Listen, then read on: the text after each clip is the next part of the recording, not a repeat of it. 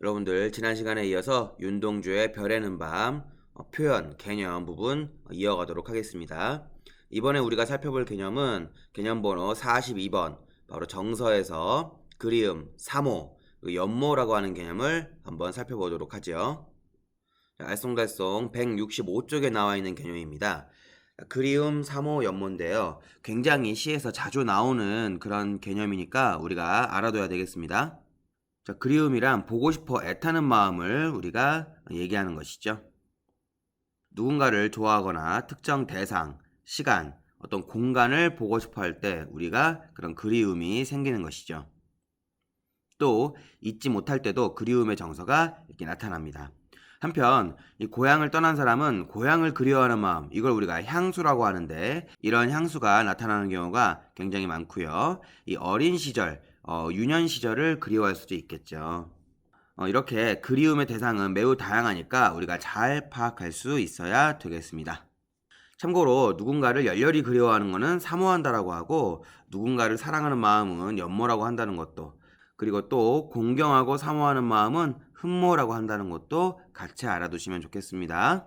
그럼 이제 이 그리움의 정서가 이 작품 어디에서 잘 나타나는지 우리가 한번 살펴봐야 되겠죠. 작품 속에 보면은 4연과 5연, 4연과 5연, 그리고 특히 7연에서는 어머니에 대한 그리움이 잘 나타나고 있죠. 다음으로 살펴볼 개념은 개념번호 32번 정서에서 고독, 외로움, 쓸쓸함입니다. 알쏭달쏭 137쪽에 나와 있는데요. 고독은 혼자 있다고 느껴져서 쓸쓸한 거, 이걸 우리가 이제 고독이라고 합니다. 외롭고 적적한 거를 말하죠. 그런데 여기에서 여러분들 한 가지 좀 눈여겨봐야 될 게, 고독은 혼자 있는 외로움이란 뜻이긴 한데 정확히는 세상에 홀로 떨어져 있는 듯이 매우 외롭고 쓸쓸함을 뜻해요. 꼭 혼자 있지 않더라도, 그러니까 여럿이 있더라도 혼자 있는 듯한 그런 외로움을 느낀다면 그건 우리가 고독이라고 할 수가 있는 거죠.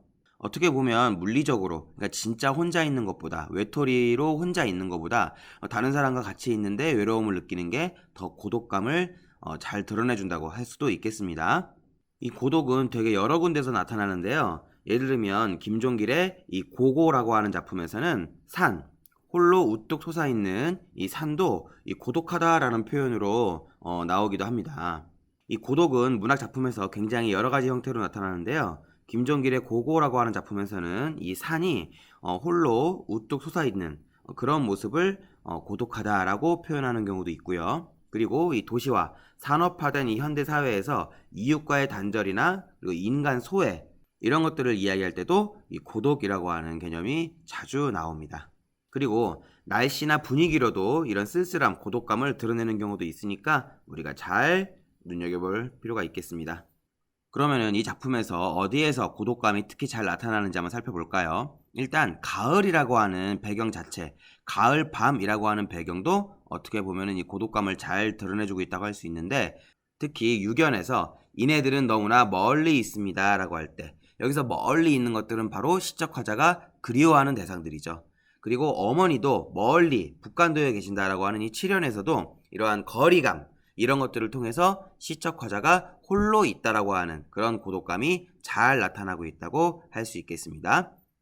다음으로 살펴볼 개념은 개념 번호 78번 바로 반성, 성찰, 자아 성찰이라고 부르는 개념이에요. 성찰은 시적 화자가 자신의 마음이나 행동을 반성하고 살피는 것을 얘기하는데, 꼭 잘못한 게 없더라도 자기 자신에 대해서 깊이 있게 생각해보는 이러한 성찰도 우리가 같이 좀 생각해 둘 필요가 있겠고요. 그때는 몰랐는데 지금 와 보니까 이건 어땠었나 이렇게 생각하는 거, 이렇게 자기의 생각이나 행동을 돌이켜서 생각하는 거, 이걸 우리가 성찰, 반성, 자아성찰이라고 한다라는 거죠. 이러한 반성이나 성찰의 태도는 과거를 떠올리는 회상, 우리가 이미 배웠죠. 그 다음에 후회, 회한과 연관되는 경우가 많으니까 같이 좀 알아둬야 될 것 같고요. 특히 이 우리가 표현론적 관점으로 봤을 때 이 윤동주 시인은 바로 반성, 자아성찰의 시인이다 라고 할 수 있다고 했었죠. 일제강점기 이 나라를 빼앗긴 상황에서 지식인으로서 아무것도 할 수 없는 시나 쓰고 있는 자신의 모습을 부끄러워하는 데서 우리가 반성, 자아성찰의 시인이다 라고 얘기할 수 있었습니다. 이 작품에서는 8연과 9연에서 바로 이 반성, 성찰, 자아성찰, 이 부끄러움이 아주 잘 나타나고 있었죠. 그래서 자신의 이름을 써보고 그것을 흙으로 이렇게 덮어버리는 데서, 그러니까 자기의 이름을 이렇게 지워버리는 데서 바로 이런 이 부끄러움이 잘 나타나고 있었다.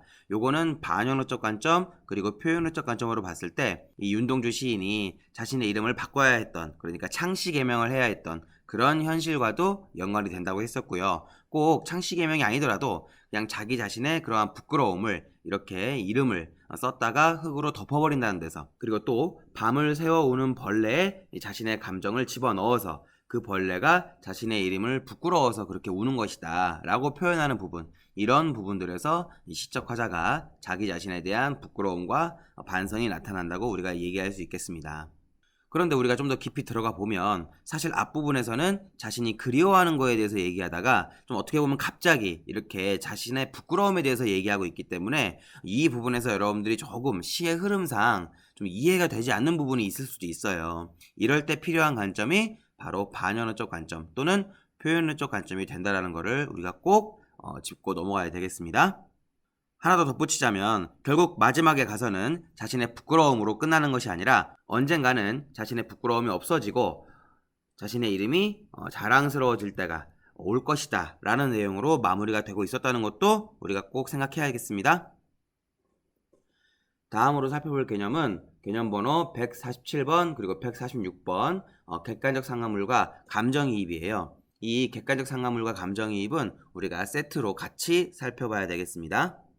이 작품 별에는 밤에 나와 있는 건 이 감정이입인데 우선 우리가 객관적 상관물부터 살펴보는 것으로 시작해보죠. 왜냐하면 이 감정이입은 결국 객관적 상관물에서 한 번 더 나아간 그런 개념이거든요.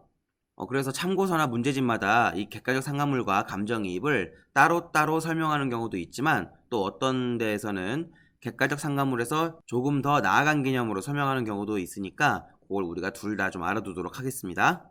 자, 여기 간단히 정리라고 되어 있는 부분에서 객관적 상관물이 뭔지를 단적으로 드러내줘요. 영화를 찍는다고 생각했을 때 지금 사랑하는 사람이랑 너무 헤어져서 슬픈 그런 주인공이 나 지금 슬퍼 라고 말하면 좀 너무 없어 보이죠. 이럴 때 주인공이 슬프다는 것을 아주 자연스럽게 드러낼 수 있는 방법, 그게 뭘까요? 대표적인 방법이 바로 비를 내리게 하는 거죠. 그래서 비를 내리게 하면 슬픈 분위기가 아주 잘 만들어지고요. 뮤직비디오나 드라마, 영화에서 이 이별 장면에 꼭 비 내리는 장면을 같이 집어넣는 이유가 바로 이런 거죠. 이렇게 시적 화자의 정서를 간접적으로 드러내기 위해서 분위기를 만들어주는 거, 이걸 우리가 객관적 상관물이라고 간단하게 얘기할 수 있다는 겁니다. 이제 좀 더 자세히 들어가 보겠습니다. 여러분들, 시는 왜 존재한다고 했었죠? 바로 시적 화자의 정서를 드러내기 위해서라고 했었죠. 그런데 시적 화자가 난 행복해, 난 슬퍼 라고 얘기하면 왠지 좀 없어 보일 때가 있다는 겁니다. 우리가 왜 고급져 보이는 게 좀 중요할 때가 많잖아요. 이렇게 시적 화자의 정서, 그러니까 기쁨이나 슬픔을 좀 더 그럴싸하게 좀 있어 보이게 해주는 방법 중에 바로 객관적 상관물과 감정이입이 있다는 거죠. 그 중에서 먼저 객관적 상관물부터 살펴보자면 이 객관이란 말은요, 여러분들 상관이 없다는 뜻이에요. 여러분들이 어떻게 생각하든 간에 문제에 답이 정해져 있는 거, 그게 여러분들 객관식 문제잖아요. 그것처럼 객관이라는 거는 시적 화자와 상관이 없다 이 뜻이에요. 그런데 상관이란 말은 뭐죠? 상관이란 말은 관계가 있다는 뜻이잖아요. 그러니까 객관적 상관물은 시적 화자와 상관없는 어떠한 시적 대상을 뜻하는 말이 되는 거죠. 근데 이 말이 약간 이상하죠. 왜냐? 객관이란 거는 상관이 없다고 했는데 상관물이라고 하는 거는 상관 있는 대상이란 뜻이잖아요. 그럼 이게 무슨 말이냐라고 했을 때 우리가 중간에 그 간접적이라는 거를 좀 집어넣을 필요가 있다는 거죠. 객관적 상관물은 시적 화자와는 상관이 없는 시적 대상을 통해서 시적 화자의 정서를 아주 자연스럽게 드러내주는 거, 그러니까 간접적으로 드러내주는 걸 우리가 객관적 상관물이라고 한다는 거예요. 이 객관적 상관물은요, 문학작품이나 드라마, TV, 영화, 노래에서 정말 자주 나옵니다. 주인공이 헤어지거나 이별할 때 비가 내린다거나 아니면 첫 데이트할 때 이 햇살이 밝게 내리쬐고 또 새가 짹짹 노래하는 거, 이런 것들은 전부 다 객관적 상관물들이죠. 사실 비가 내리는 거나 새가 노래하는 것은 주인공, 이 등장인물, 시적 화자와는 아무 상관없는 거잖아요. 그런데도 신기하게도 주인공 시적 화자의 정서를 아주 잘 보여준다는 거, 이게 바로 객관적 상관물인 겁니다. 자, 이 표를 보면서 우리가 같이 한번 자세히 살펴보겠습니다. 자, 객관적 상관물은요, 어떤 경우에서 찾아볼 수 있다? 연인과 이별하고 난 뒤에 하필 왜 비가 내리는 걸까? 이 비가 바로 객관적 상관물이라는 거죠. 그러니까 시적 화자가 연인과 이별했든 안 했든 그거는 비 내리는 거랑 상관이 사실 없죠. 하지만 분위기, 정서를 아주 잘 나타내 준다는 겁니다. 자, 이거를 감정이입과 비교해서 알아볼까요? 근데 감정이입은요, 객관적 상관물에도 좀 더 나아가요. 연인과 이별하고 난 뒤에 비가 내려요. 그걸 가지고 뭐라고 하는 거죠? 아, 하늘도 슬퍼서 우는구나. 이런 게 바로 여러분들 감정이입이 되는 겁니다. 말 그대로 감정을 집어넣었다는 뜻이에요. 그러니까 시적 화자와 이 대상과의 관계가 어떻다? 상관이 있을 수밖에 없습니다. 왜냐하면 시적 화자의 정서를 그 대상에 집어넣었기 때문이죠. 보통 누군가가 세상을 떠났을 때 하늘도 슬퍼서 운다, 이런 식으로 많이 감정이입으로 표현되는 경우가 많습니다. 여기에서 객관적 상관물과 감정이입의 결정적인 차이가 하나 나타나는데요. 바로 이 감정이입은 시적 화자의 감정을 대상에게 집어넣은 거니까 시적 화자와 대상의 상태가 항상 같을 수밖에 없어요. 내가 슬프면 대상도 슬프고, 그쵸? 그런데 객관적 상관물은요, 시적 화자와 대상의 상태가 같을 수도 있고 다를 수도 있어요. 예를 들면 연인과 이별하고 난 뒤에, 그쵸? 비만 내리는 건 아니죠. 그렇게 이별하고 난 다음에 집으로 토달토달 걸어가는데 정답게 아이스크림을 나눠 먹는 그런 다른 커플을 봤다고 한번 생각을 해보세요. 그럼 어떨까요? 이 연인과 이별한 그 슬픔이 더 잘 드러나겠죠? 하지만 그 대상, 그 연인은 어때요? 지금 엄청 행복하단 말이에요. 그러니까 시적 화자와는 반대되지만 그 반대됨이 오히려 시적 화자의 외로움, 이 이별의 슬픔을 더 잘 드러내준다라는 겁니다. 왜 이런 얘기 있잖아요. 날이 맑을 때 우울증 환자들이 더 잘 우울해지는 거. 왜? 날이 맑아서 세상 사람들은 행복한데 나는 우울하거든요. 나만 우울한 것 같아. 이런 마음이 더 잘 든다라는 겁니다. 이렇게 객관적 상관물은 시적 대상과 시적 화자의 상태, 이게 다를 수도 있다, 반대일 수도 있다라는 거고요. 거기에 비해서 감정이입은 다 똑같다고 우리가 살펴볼 수 있는 겁니다. 그래서 경우에 따라서는 이 감정이입은 객관적 상관물에서 좀 더 나아간 방식이라고 설명하는 경우도 있다. 그게 이제 문제집이나 참고서마다 좀 다를 수 있기 때문에 우리가 좀 같이 이렇게 살펴보았습니다. 감정이입에 대해서는 582쪽 개념번호 147번에 좀 더 자세히 나와 있는데요. 지금 기분이 안 좋다고 생각해 보세요. 세상이 다 안 좋아 보이고 지금 기분이 좋으면 세상이 아름다워 보이죠? 이렇게 시적 화자의 감정을 다른 대상에 집어넣어서 표현하는 거, 이게 바로 감정이입이 된다는 겁니다. 감정을 집어넣는다라는 뜻이에요. 이 감정이입이 나타나는 대표적인 경우가 이런 거죠. 영화나 드라마에서 주인공들이 좋은 일 있을 때 키우는 강아지나 아끼는 인형을 붙잡고 너도 오늘 기분 좋구나 라고 하면서 얘기하는 그런 장면들, 이런 게 바로 대표적인 감정이입이 되겠습니다.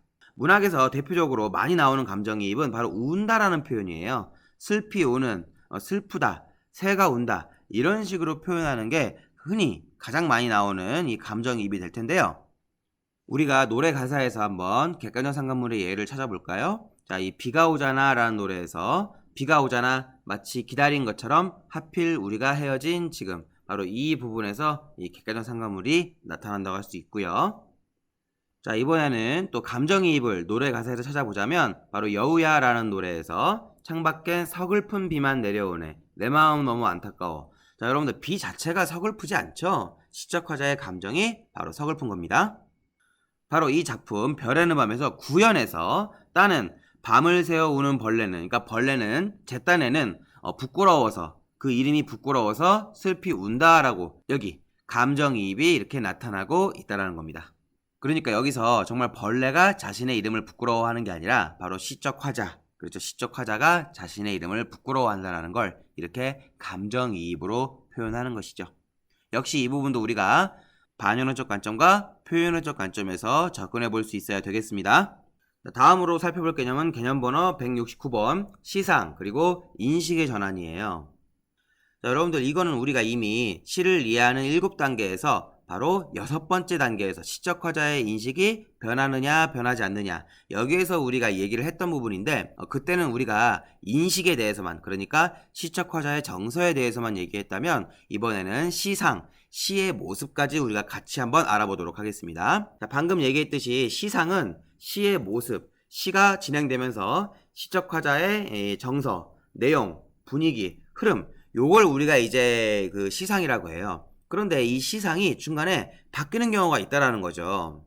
보통 여러분들 시적 화자의 인식이 전환되는 거랑 그 다음에 시의 모습, 시상이 전환되는 게 이게 같이 나오는 경우가 대부분인데 꼭 똑같이 나오는 그런 경우가 아닌 경우도 있으니까 우리가 좀 조심해야 됩니다. 대부분은 시적 화자의 인식이 바뀌는지에 따라서 시상도 바뀌기 때문에 큰 문제가 없어요. 똑같다고 여기면 되니까. 그런데 시적 화자의 인식은 달라지지 않았는데 시상만 바뀌는 경우가 있어요. 이럴 때는 우리가 특히 시상이 전환된다라고 해서 인식과는 별개로 좀 살펴봐야 한다는 겁니다. 우리가 시를 이해하는 7단계에서 살펴봤던 것처럼 이 노래 가사에서는 앞부분에서는 너에 대해서 굉장히 안 좋은 인상을 갖고 있었죠. 하지만 며칠 뒤에 어느새 나도 모르게 거짓말처럼 네 생각만 나 해가지고 인식의 전환과 시상의 전환이 같이 나타난다고 우리가 얘기할 수 있습니다. 이런 경우는 굉장히 쉽죠. 자, 그런데 이 No Makeup이라는 노래 가사를 보면은 앞부분에 진하게 화장을 하고 예쁘게 머리를 하고 오늘도 집을 나서는 넌 예뻐 이런 식으로 너에 대해서 예쁘다는 인식이 나오고 있거든요. 그런데 요 but 다음에 넌 모를 거야 자다가 일어나 살짝 부은 얼굴이 얼마나 예쁜지 넌 모를 거야 자기 전 세수한 네 모습이 얼마나 예쁜지 이런 식으로 굳이 꾸미지 않아도 넌 예쁘다 뭐 이런 내용이 나오고 있거든요. 그러니까 이 전과 후가 어때요? 시상이 달라졌다고 할 수 있는 거죠. 그렇지만 너가 예쁘다고 하는 인식 자체는 바뀌거나 전환되지 않았죠.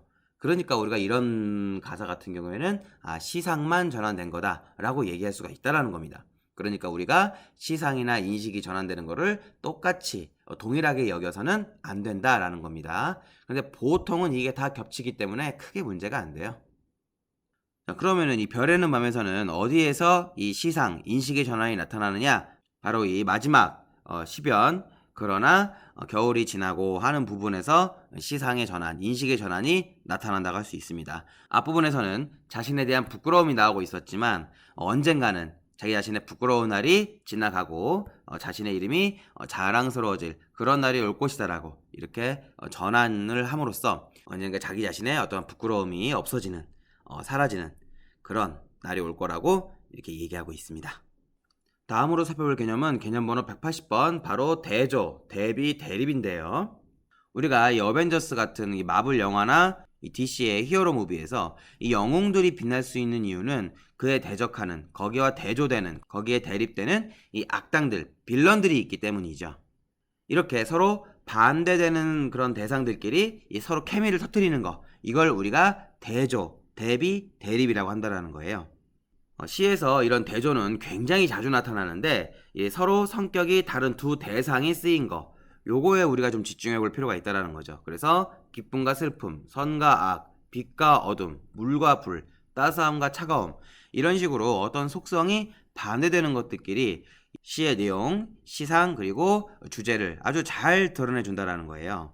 예를 들어 박남수 시인의 새라고 하는 작품에서는 순수를 뜻하는 새라고 하는 존재가 나오고 반대로 인위적인 것과 폭력을 뜻하는 포수라고 하는 이 시어도 나오거든요.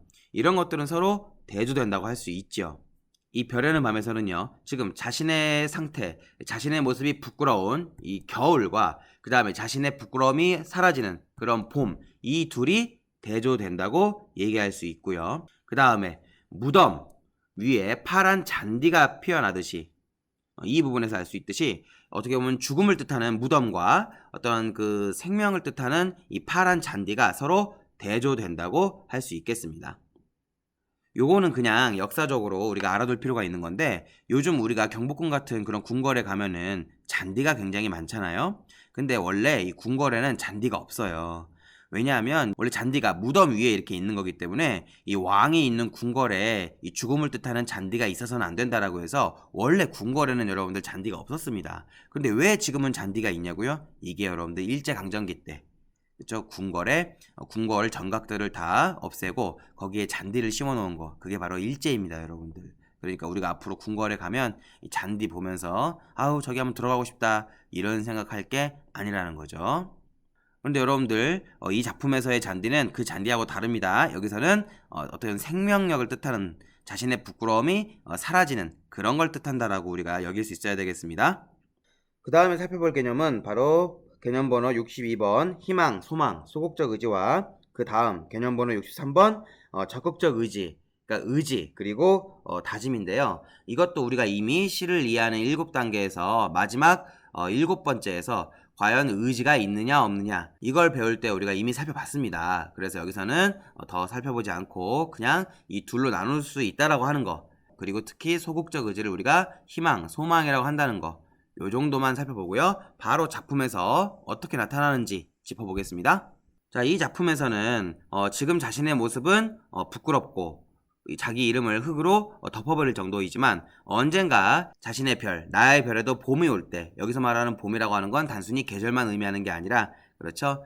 자신의 부끄러움이 사라지는 그런 때를 얘기하는 거죠. 이럴 때가 되면 자기의 이름도 언젠가는 자랑처럼 풀이, 잔디가 무성할 것이다 라고 얘기하는, 그랬으면 좋겠다 라고 얘기하는 거잖아요. 그래서 이것은 자신의 이름이 더 이상 부끄럽지 않기를 소망하는, 희망하는 그런 부분이라고 볼 수가 있겠습니다.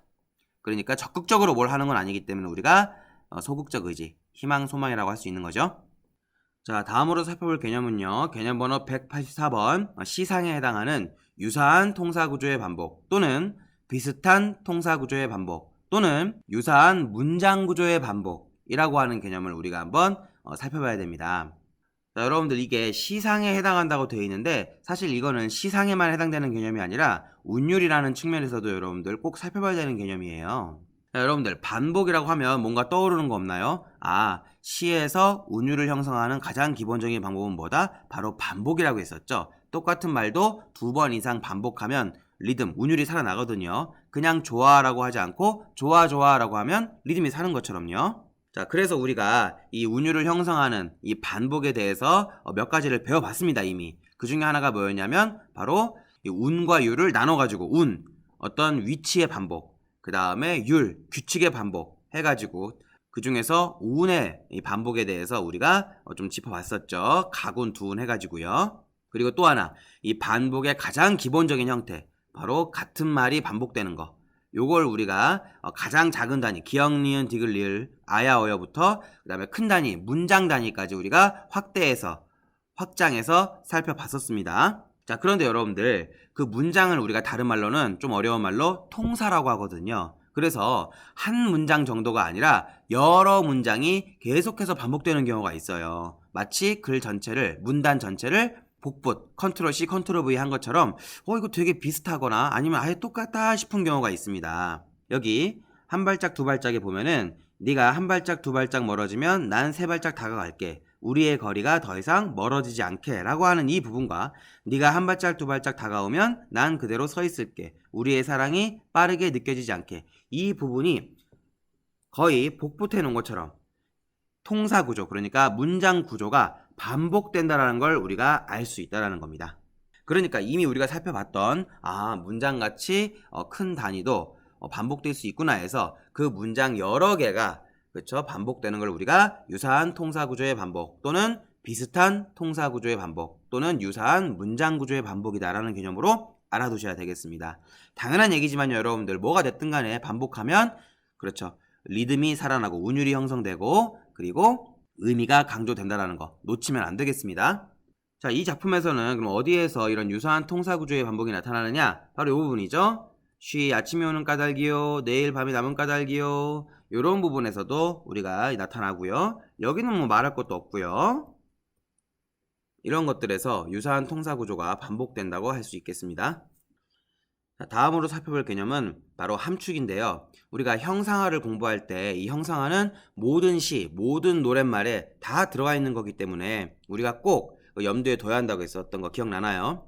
꼭 형상화를 언급하지 않더라도 우리가 기본적으로 형상화라고 하는 개념을 생각해야 한다고 했었는데 바로 이 함축도 마찬가지입니다, 여러분들. 시는 기본적으로 이 함축의 성격이 있기 때문에 이거를 우리가 절대 놓치면 안 되겠습니다. 그럼 일단은 거두절미하고 함축이 어떻게 나타나는지 한번 살펴보도록 할 텐데요. 자, 여기 보면은 자, 여러분들이 머리가 아파서 누워있다고 생각을 해보죠. 이때 여러분들 엄마가 와서 손으로 머리를 이렇게 쓰담쓰담 해주시는 거예요. 많이 아프지? 얼른 나아야지 하면서요. 자, 이럴 때 엄마의 손은 어떤 의미가 있는 거죠? 그냥 단순히 신체의 일부가 아니잖아요. 여기서는 엄마의 손이 사랑, 약, 걱정, 치유 뭐 이런 의미를 지니게 되잖아요. 근데 여러분들 이런 사랑, 약, 걱정이라는 의미가 원래 손이라고 하는 말에 들어있는 뜻이 아니죠.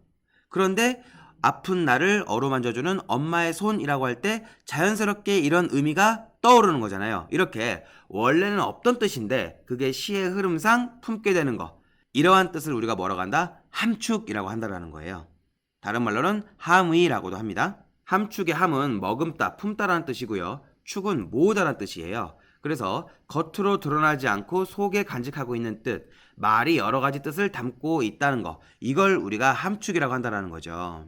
그래서 원래 그 단어가 지니고 있는 뜻, 그러니까 사전적인 의미에는 없던 뜻인데 그게 작품의 내용이나 흐름에 따라 이게 나타나게 되는 거, 그래서 문맥에 따라 품게 된 여러 의미를 우리가 이 함축적 의미라고 한다는 거예요. 방금 전에 살펴봤던 것처럼 우리 강아지 많이 아프니 아이고 하면서 손으로 내 머리를 이렇게 쓰다듬어 주시는 거, 이럴 때 이 강아지는 바로 사랑하는 내 자식이란 뜻이 있는 거고, 그리고 손은 사랑, 치유, 모성애, 약, 걱정 이런 뜻이 담겨 있게 되는 거잖아요. 이런 것들은 흐름상 자연스럽게 품게 되는 뜻, 바로 함축적 의미에 해당한다는 것이죠. 그러면은 시가 왜 이런 함축적 의미를 지니게 되느냐라고 했을 때 일단 문학의 특성인 것이죠. 말이나 글을 아름답게 가다듬어서 이 감동을 주기 위한 이런 문학, 문예의 특성상 이 시어들은 이렇게 함축적 의미를 지닐 수밖에 없고요. 또 시는 원래 뭐라고 했었죠? 노래라고 했었죠. 시가 원래는 노래였기 때문에 노래는 리듬, 음악성을 지니고 있잖아요. 그 음악성을 지니려면 하고 싶은 말, 하고 싶은 뜻을 다 표현할 수 없다라는 거죠. 그래서 말을 가다듬고 운율을 띨 수 있게 꼭 필요한 말만 하다 보니까 자연스럽게 한 가지 단어가 여러 가지 뜻, 함축적 의미를 지니게 된다는 거죠. 그래서 어떤 면에서는 시는 이 사전적인 의미보다, 그렇죠, 이런 함축적 의미가 더 중요하다고 할 수 있습니다. 그래서 함축적 의미는 작품 속에서 획득한 의미이자 작품 속에서 품게 된 의미, 그래서 함축적 의미를 다른 말로 문학적 의미라고도 부릅니다. 하나만 더 예를 들어볼까요? 나는 그 사람을 좋아하는 마음을 담아 꽃을 선물하기로 했다 해서 꽃, 여기에는 여러분들 사랑, 마음, 고백, 정성, 프로포즈 이런 다양한 함축적 의미들이 담기게 된다는 거죠. 그래서 식물이라고 하는 이런 사전적 의미보다, 사실적 의미보다, 지시적 의미보다 이러한 함축적 의미, 문학적 의미가 더 중요하더라, 이 얘기입니다. 자, 노랫말 하나 살펴볼까요? 이 안경이라는 노래인데 웃고 있는 그 표정 너머에 진심까지 꿰뚫어 볼 순 없어요. 그저 따라서 웃으면 그만. 누군가 힌트를 적어놨어도 너무 작아서 읽을 수가 없어요. 차근차근히 푸는 수밖에. 그렇다 해도 안경을 쓰지 않으려고요. 하루 온종일 눈 뜨면 당장 보이는 것만 보고 살기에도 바쁜데. 나는 지금도 충분히 피곤해. 까만 속마음까지 보고 싶지 않아. 나는 안 그래도 충분히 피곤해. 더 작은 글씨까지 읽고 싶지 않아. 자, 이 부분에서, 그쵸, 이 부분을 통해서 우리가 여기서 말하는 안경이 단순히 글씨가 잘 안 보여서 쓰는 그 물건만 뜻하는 게 아니라는 걸 알 수 있죠. 바로 그 의미가 함축적 의미가 되는 것입니다. 그러면은 이 작품에서 과연 함축적 의미가 어디에서 나타날까요? 대표적으로 바로 이 부분, 북간도에서 찾아볼 수 있겠습니다. 여기서 말하는 북간도는 단순히 지명이 아니고 동네 주소가 아니에요. 바로 시인의 고향이자 과거 회상의 구체적인 공간이라고 되어 있는데, 이 앞부분에서 시적 화자가 그리워하는 것들이 있었잖아요. 그 그리워하는 것들이 있는 공간, 즉 추억의 공간, 그리움의 공간을 의미하게 된다는 거죠. 근데 이런 뜻은 원래 북간도라고 하는 말에는 담겨져 있지 않은 뜻이에요. 이런 건 우리가 함축적 의미라고 할 수 있겠습니다. 여기 나는 무엇인지 그리워, 이 많은 별빛이 내릴 언덕 위에서 이 별빛이 아름다움과 순수를 의미한다는 것도 사실 다 무엇이다? 그렇죠, 함축적 의미에 해당한다고 볼 수 있겠습니다. 요 이름자, 내 이름자란 말도 자기 자신을 뜻하는, 그렇죠, 함축적 의미가 될 수 있겠고요. 자, 이 부분에서도 계절이 지나가는 하늘에는 가을로 가득 차 있습니다라고 되어 있는데, 이 가을로 가득 차 있다라는 것도 사실 지금 시적 화자가 어떻게 보면 그리움으로 가득 차 있다, 이런 뜻으로도 우리가 해석할 수 있잖아요. 이런 것들도 전부 다 가을이 어떻게 보면 그리움이라고 하는 거, 이런 것들도 전부 다 이 함축에 해당한다고 볼 수가 있겠네요. 그렇게 따지고 보면 별에는 밤에 이 별도 여러분들 함축이라고 볼 수 있는 면이 있지요. 뭐라고 함축의 뜻을 찾아볼 수 있을까요? 예를 들면 이 시의 내용으로 봤을 때 어떠한 생각들, 과거에 대한 그리움, 추억, 이렇게 우리가 함축적 의미를 찾아볼 수도 있겠죠. 다음으로 우리가 배워볼 개념은 바로 상징인데요. 이 상징을 배우기 전에 여러분들이 알고 있어야 될 개념이 있습니다.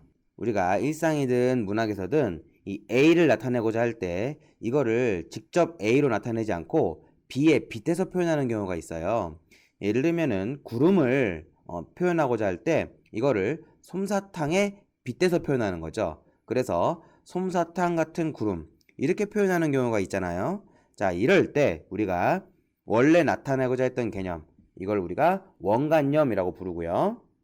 그리고 이 원관념을 나타내기 위해서 갖고 온 빗댄 대상을 우리가 보조관념이라고 해요. 그래서 원관념과 이 보조관념이라는 개념을 여러분들이 알고 있어야 상징을 제대로 이해할 수 있거든요. 자, 원래 나타내고자 하는 거 원관념, 그걸 빗댄 거 보조관념입니다. 자, 이랬을 때 개념 번호 150번 상징에 대해서 우리가 한번 살펴보겠습니다. 자, 이 표를 보면 원관념과 보조관념 사이의 관계 해가지고 방금 우리가 살펴봤던 원관념과 보조관념이라는 개념이 나오죠. 그리고 여기 보니까 상징이 있고, 그리고 이 상징은 뭐랑 같이 알아둬야 되느냐, 비유랑 같이 알아둘 필요가 있어요. 자, 그런데 우리가 여기서 비유를 깊게 들어가진 않을 거고요. 그냥 상징과 비교하는 차원에서만 살펴보도록 하겠습니다. 이 상징은요, 원관념과 보조관념 사이의 관계를 통해서 우리가 파악할 수 있는데요. 자, 조금 전에 구름과 솜사탕, 이 원관념과 보조관념의 관계를 한번 떠올려 보세요. 구름하고 솜사탕은 그 대응 관계가 어떻게 되죠? 그렇죠. 1대1이었죠. 구름이 솜사탕이고 솜사탕이 구름이었잖아요. 그리고 솜사탕 같은 구름 해가지고 원래 나타내고자 하는 게 뭔지, 그러니까 원관념의 제시 여부에 있어서 비유는 원관념이 나타나 있어요. 솜사탕이 뭘 뜻한다? 구름을 뜻한다라는 게 나와 있잖아요. 그리고 이 구름과 솜사탕은 둘 다 유사성, 공통점이 있어요. 자, 구름하고 솜사탕은 뭐가 비슷하죠? 그렇죠. 모양도 비슷하고 어떤 경우는 색깔도 비슷할 때가 있죠. 이렇게 우리가 방금 살펴본 솜사탕 같은 구름이라고 하는 이 비유 표현은 이 대응에 있어서나 원관념의 제시 여부나 이 유사성에 있어서 이러한 특징을 보여준다는 겁니다. 이에 비해서요, 이제 우리가 살펴볼 상징은 어떠하냐? 다르다라는 거죠. 그러면은 상징은 어떻게 다른지 한번 살펴보죠. 자, 대표적인 상징 두 개를 제가 갖고 왔습니다. 하나는 비둘기, 또 하나는 하트인데요. 자, 이 비둘기는 뭘 상징하죠? 보통 평화를 상징한다고 얘기하죠. 그리고 하트는요, 그렇죠. 보통 사랑을 상징한다고 우리가 얘기합니다. 자, 그랬을 때요, 이 상징은 원관념과 보조관념 사이의 그 관계에 있어서 원관념과 보조관념이 다대 1의 관계를 지닌다는 거예요. 그러니까 쉽게 얘기하면 보조관념 하나가 여러 개의 원관념을 상징한다는 건데요. 조금 전에 우리가 비둘기라고 하는 보조관념이 평화라고 하는 원관념을 상징한다고 우리가 살펴봤잖아요. 이렇게만 보면은 보조관념 하나가 원관념 하나를 나타내는데 라고 여길 수 있지만 하트를 보세요, 여러분들. 자, 하트라고 하는 보조관념이 사랑이라고 하는 원관념을 나타내고 있잖아요. 그런데 하트가 사랑만 의미하는 게 아니에요. 마음을 의미하기도 하고요.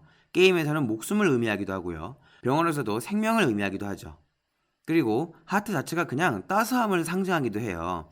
자, 이렇게 보조관념 하나가 여러 개의 원관념을 나타낼 수 있다는 거. 이게 바로 일대 다의 관계를 보여준다. 이 비유와의 차이점이다 라고 얘기할 수 있는 것이죠. 두 번째로는요, 원관념의 제시 여부인데 조금 전에 이 비유에서는 솜사탕과 구름에 있어서 구름이라고 하는 원관념이 나왔었죠. 그런데 비둘기나 하트 같은 경우에는 뭘 나타내고자 하는지 원관념이 나타나지 않는다라는 거예요. 그냥 비둘기와 하트만 놓고 그 의미하는 바를 나타낸다라는 거. 이게 또 차이점이네요.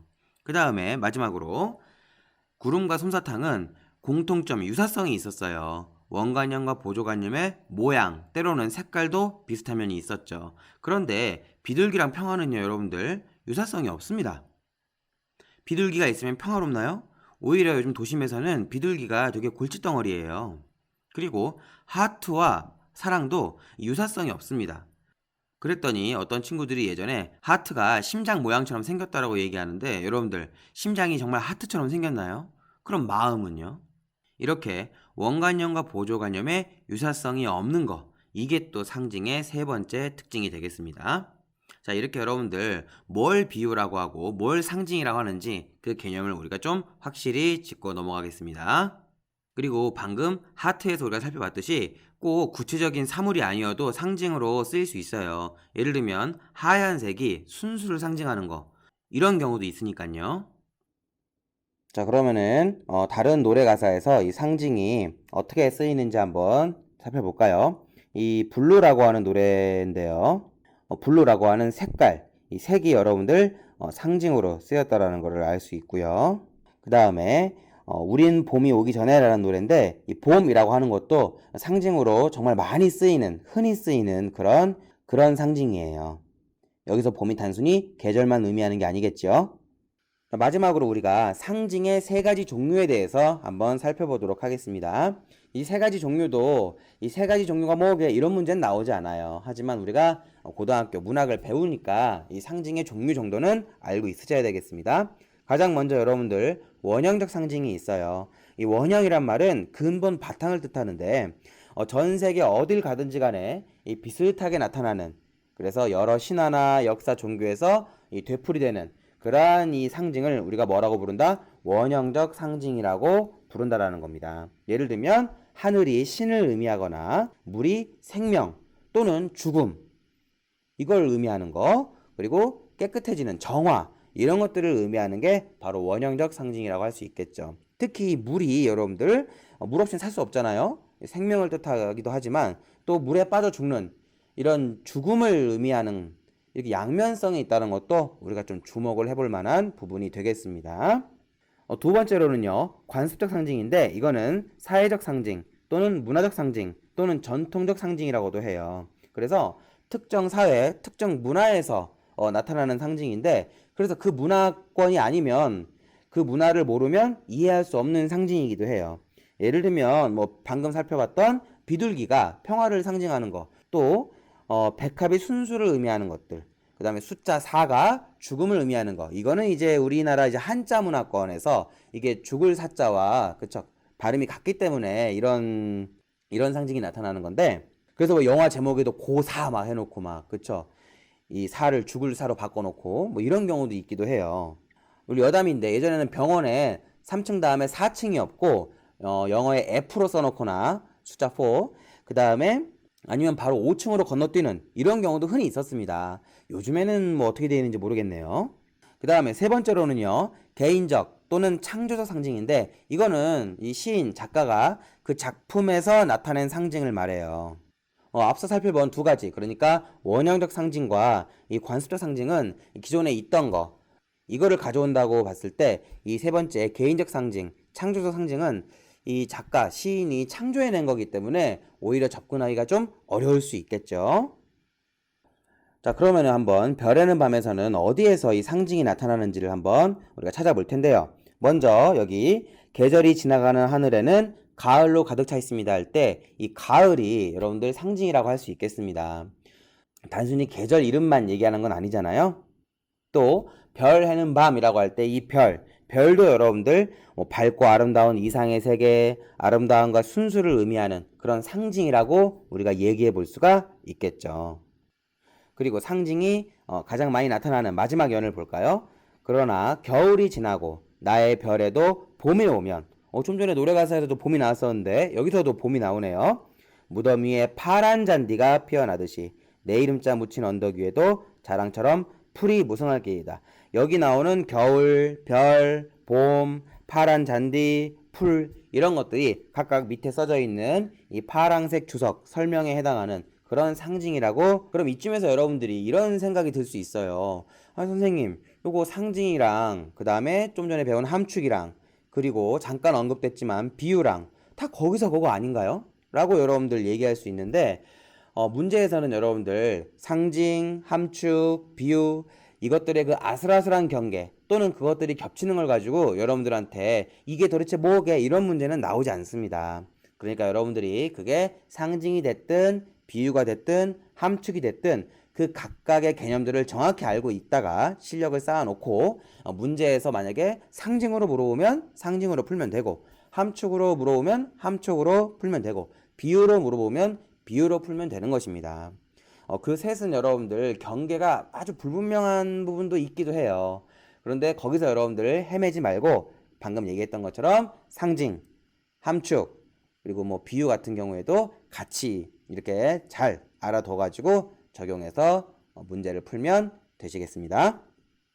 자, 이렇게 해서 윤동주 시인의 별에는 밤, 우리가 내용과 표현법을 다 살펴봤고요. 이번에는 교과서 60쪽, 61쪽에 있는 학습활동을 우리가 여러분들이 어떻게 공부하면 되는지 간략하게 가이드 해드리도록 하겠습니다. 먼저 1번에 시상전개에 따라 이 시의 주요 내용을 정리해보자. 여러분들 내용 정리, 내용 파악하는 건 기본 중에 기본이기 때문에 따로 해야 될 필요가 있을까 싶은데요. 여기 보면은 이 시의 내용을 과거, 현재, 미래 이렇게 시간 순서대로 파악해 놓은 부분이 있네요. 요것만 우리가 기존에 파악했던 내용에다가 더해서 이해를 해 두시면 되겠습니다.